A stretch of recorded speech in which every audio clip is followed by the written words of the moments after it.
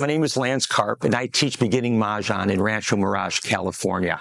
I come from a Mahjong family in that I always remember the game being played in the background, the clicking of the tiles, and I later found out that my grandmother was teaching it and playing it in the 1930s in Chicago.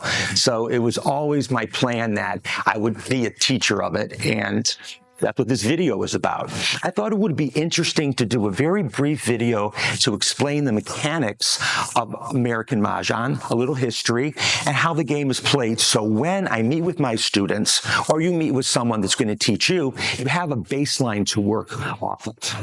There's a tremendous connection in Americana and American Mahjong, and that primarily taught in China in the early 1920s, there was a Standard Oil executive in Shanghai, Philip Babcock, who saw the craze going on in the country. And he said to himself, if I take the game, simplify it, put Roman numerals, create a set of instructions, this could go in America. And boy, was he right. There was a bonanza in the early 1920s in America. I collect vintage related to Mahjong. So this, for example, would be a Saturday Evening Post. This is sheet music. These are various cards of instruction, early sets, a decorative dish. It was very, very popular, kind of like the merchandising we have today. Now, the very early sets, the fancy ones were made out of ivory, but these sets were made out of bamboo and animal bone. It was so successful that they ran out of shin bone from cows in Shanghai and had to bring it in from Texas to meet up with the demand. I thought that was very interesting. So these are examples of early sets. Later on, for example, this was popular in the 40s. These are Bakelite pieces, beautiful amber colors with Bakelite racks. So I just wanted to give some early examples of that. Now today, we have many, many tiles for Mahjong. I'm a collector of them, so I only have a few sets to show you, but these are examples of various Mahjong tiles. There's so many amazing manufacturers and artisans today. I've seen such spectacular stuff, and you can't collect it all. Because so much of the game is the clicking of the tiles. That beautiful sound that we Mahjong enthusiasts love so much. So here we are, the 1920s. Mahjong is immensely popular in the United States, but with any fad, it started to wane. The Depression comes, men walk away from it, but not the women. The women embraced Mahjong throughout their communities, so much so that they would change the variable hand, they would change rules, and so when you would travel from place to place, there was no continuity. So, in 1937, the National Mahjong League was created by 4 women in New York, and basically what that did was it codified the rules, the number of tiles, so there was a playbook in which to work off of. And that still exists today. As a matter of fact, this is our 88th year that the card that we got. I'll go into that. So basically, the differences with American Mahjong to traditional is we utilize racks that hold our tiles. We have jokers, but the real coup de grace is the card. The card comes out every April. It's like Christmas in April. And I can't show you the card because it's copyrighted, but essentially is the hands up to complete Mahjong, they change every year. So there's like a level playing field. It just keeps it very exciting. So we all wait for the card to come out. So that's basically the incorporation of the league. And here I have some examples of early cards. These are from the 40s, rules and regulations from the 20s. There's just a very rich history of American Mahjong in the United States. What I would like to do now is start to explain what the tiles actually are, and then we're going to have a mock game that you could see the actual mechanics of cleaning your tiles, building your walls, finding east, and actually beginning the Charleston. Now remember, these rules were codified in the 20s, and the popular dance of that time was the Charleston.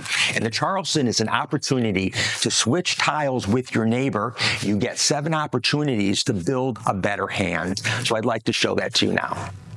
What I'd like to do now is explain what it's all about, the tiles. There are 152 tiles in the game of Mahjong. They consist of dots, bams, and cracks. 1 through 9 times 4. So there's 4 ones, 4 twos, 4 threes, and so on to 9. The same thing with BAMs, 1 through 9, cracks, 1 through 9. 36, 36, 36. Each suit has a corresponding dragon. So the dragon for dots is soap. The dragon for bamboos is green. The dragon for cracks is red. So in other words, dot to dot, green to green, red to red. There is a special quality to this tile. It's also the number 0. So if you want to make 2025, we would use this as that number 0, in addition to being a dragon. After that, we have flowers. Flowers will appear on the card as the letter F. F for flowers. We also have jokers.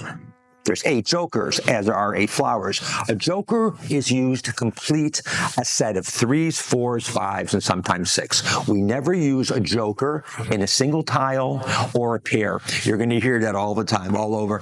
I even have shirts with that on there, so people can look at my shirt and not ask. A joker, only for 3, 4s, 5s, sometimes 6. And then we have directions, north, south, east, and west. The Mahjong, when we use them, we'll call it news, north, east, west, and south, and there are 4 of each, so 16. So 36, 36, 36 of the suits, 4 for dragons, 8 flowers, 8 jokers, 16 directions. What I'd like to do is show you how to make a sample hand. The Mahjong card is copyrighted, so I can't use it, but I want to show you an example. This would be, well, what is Mahjong? Mahjong is fulfilling a 14-digit sequence to create a hand. So this is a hand that I made up. I'd like to show you how we do it. 3 Fs, that means 3 flowers. Flowers are neutral, so we're going to use these flowers. You're noticing there's 2 colors here? So that means to tell us that it's 2 different suits, not a suit that you have to use. Red doesn't necessarily mean it has to be cracks, and a green doesn't necessarily mean it has to be a bamboo. So we need a 1, 2, 3, and a 4, 4, 4 in the same suits. I'm going to use cracks. So we need 1, 2, and 3. 1, 2, and 3. And we also need 4 4s in the same suits. Again, we're going to use cracks. So we're going to put those down here. So we have 1, 2, 3, 4. And the last thing we need is 4 dragons. Now, the dragons have to be in a different suit. So we're using cracks. So I have a choice. I could use dots or I could use green. I'm going to use green. And we need 4 dragons, and that is a Mahjong. So what we're going to do now is we're going to build our wall. This is the magic of Mahjong, the clicking. So this is a process called cleaning the tiles.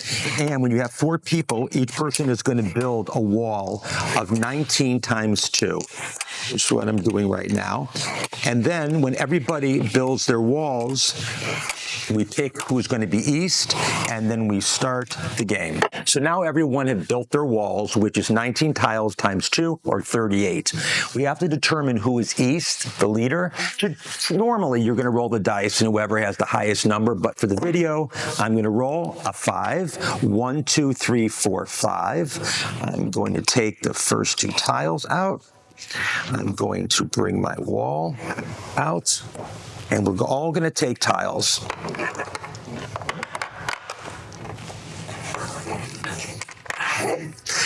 Now, we have to move out the next wall, and that's to our left.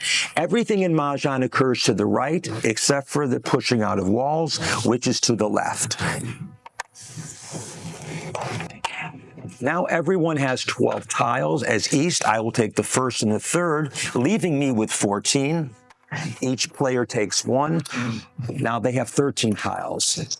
We're about to begin the Charleston shortly, and then we'll begin the actual game by east discarding the first tile, leveling the playing field. All of us will have 13 tiles. So now we're going to begin the Charleston. We're going to take 3 tiles, pass it to the person to our right, add it to our rack, to see if we had the somewhat of a resemblance of a hand. Now we're going to take 3 tiles to the person across from us. Add those to our rack. We're going quickly now, and normally you could take more time. Now we're going to take 3 tiles and pass it to our left. Add those to our rack. Now we're going to do our second left. To distinguish, we're going to put a little pyramid. So that way we all know that this is our second left. After our second left, we're going to do our final across. Now, I did mention earlier, if your hand formulates quickly, you can stop the Charleston at the first left. We're going to add those to our rack. We're going to take 3 tiles to our right, final right. And now we do what's called an optional. You can negotiate with the person across from you. 1, 2, 3 tiles or none. I have 3. If you have 3. 3. Nina, 3. Sure. And that's how we do the Charleston. East, I'm going to discard my 14th tile, leveling the playing field, and we will begin with my player on the right. Stop. And that really is Mahjong. We're going to play this series until someone actually fulfills a sequence of 14 characters, which they find on the Mahjong card. There are many more particulars, but that'll be for another video. I hope this is helpful. Remember, you can watch this over and over again. The thing I'm really looking for is to give you a baseline, so when I meet with you or you meet with someone else that's teaching you, you have a little understanding of the fascination of American Mahjong.